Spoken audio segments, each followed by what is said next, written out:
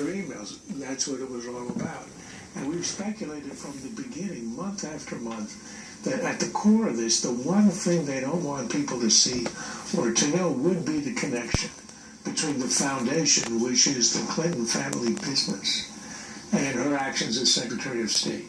What we have learned is, we learned last week that it led to, if you were a donor, and thus a friend of the family, you were able to get, say, at least ask for a meeting with the ambassador in Lebanon. Now we learn you could actually get FaceTime or a phone call or a meeting with the Secretary of State. That's sort of a higher level of corruption and access. The last level, and this is the only place where the Clinton people have a line of defense, is there is yet no demonstration of a quid pro quo.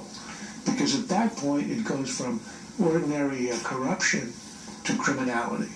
And that's what they are most afraid of, I am sure. I assume the Clintons are too smart to have placed something like that in an email, but nonetheless, that's where all of this is going. Will it stop before it? We don't know. But that's the suspense. Frankly, Amy, the email investigation itself and the classified nature and looking into that and what we heard from the FBI director is, and it's damning in and of itself and politically, but the foundation seems like it strikes a different chord politically. Though I feel like it is sort of the same thing. I mean, I agree with Charles that the one lifeline here is that there's nothing illegal and that the FBI has actually looked through these emails, so there's nothing that they found that says there is a quid or quo or whatever we want to call it right now that would make it illegal. But it just comes back to the bigger issue here, which is, you know, you look at a candidate right now who seems unaware of the fact that the importance of perception. The Jimmy Kimmel something. Right, the perception of all of this.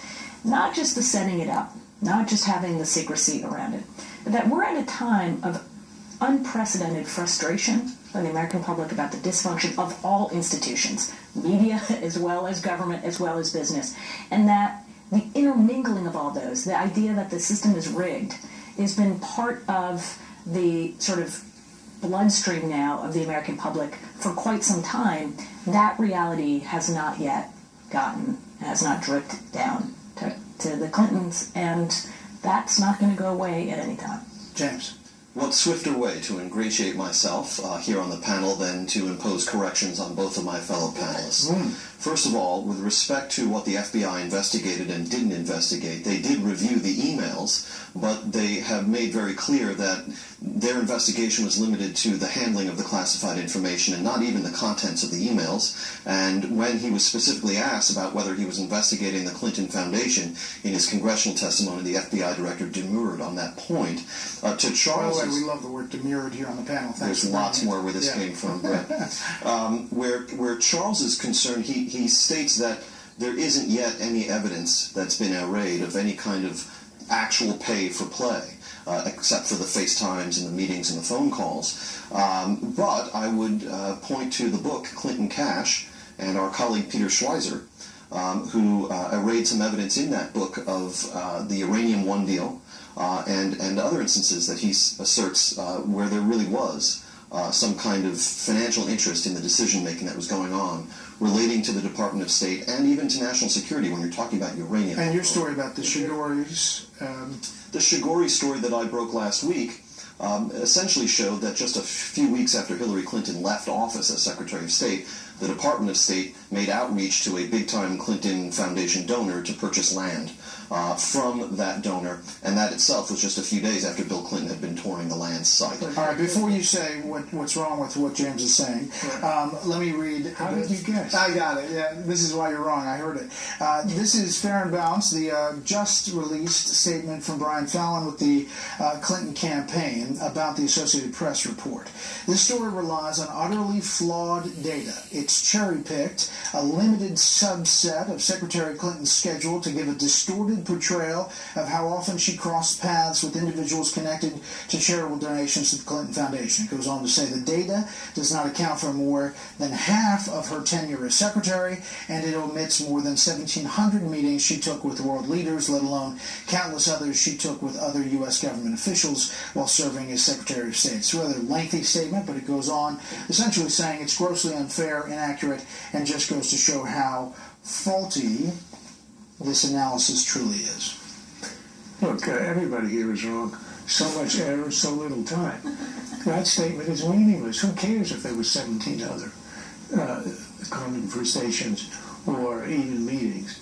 What matters is, were there any that were as a result of giving money to the Clintons? The answer is yes, and that is in itself damning. It may not be illegal, but it's damning. As for James, there's a big difference between an allegation in a book and something in the email showing by the hand of either Hillary or an associate that there actually was a consideration of a certain action. If you find that, you have found the Holy Grail. Let me ask you this. Where is the line of quid pro quo? Is the paying millions to the charity foundation in order to get a meeting with the secretary before she leaves for Israel, and you actually get it, to talk about Israeli policy, is that the level of quid pro quo? Does that get there? Look, technically speaking, if you were a lawyer, you'd say no. All of it is the giving of a favor. The meeting is in and of itself the giving of a favor. However, historically in our system and everywhere, people give money to campaigns. Why do they give it? Out of the goodness of their heart? Not foreign countries. Not foreign. They cannot play in campaigns. I understand, but what I'm saying is... But they can play in charitable foundations. The point of giving money is to get access. We accept that in our campaigns. We accept it everywhere. If access were considered a quid pro quo, the jails would be groaning with politicians. But we accept that fact. So we actually have a higher standard. I'm not sure it's the best standard, but it's the one that we live with. And that standard is you have to actually do something. You have to pass a law. You have to enact a measure. You have to give a waiver. You have to give a permit. That's what we look for, and that's what could be buried in these emails.